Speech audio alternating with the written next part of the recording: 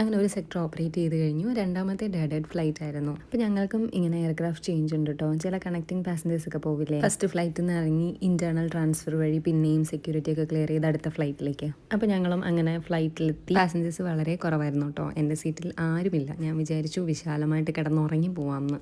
But ഇല്ല guys, അവളുടെ സീറ്റും കൂടെ വേറെ ഏതോ പാസഞ്ചറിന് കൊടുത്തിട്ട് എൻ്റെ അടുത്ത് വന്നിരിക്കുകയാണ് ഇപ്പോൾ. എന്തായാലും ബോർഡിംഗ് കഴിഞ്ഞ് ലൈറ്റ് ഓഫ് ചെയ്ത് അപ്പം ഞാൻ കണ്ണടയ്ക്കും. അതായിരുന്നു എൻ്റെ തീരുമാനം. ടേക്ക് ഓഫിൻ്റെ ലാൻഡിങ്ങിൻ്റെ സമയത്ത് ഫ്ലൈറ്റിനുള്ളിലെ ലൈറ്റ്സ് ഓഫ് ചെയ്യുന്നതും വിൻഡോ ഷീറ്റ്സ് ഓപ്പൺ ചെയ്യാൻ പറയുന്നതും നിങ്ങൾ ശ്രദ്ധിച്ചിട്ടില്ലേ? എന്തിനാണെന്ന് അറിയോ അത്?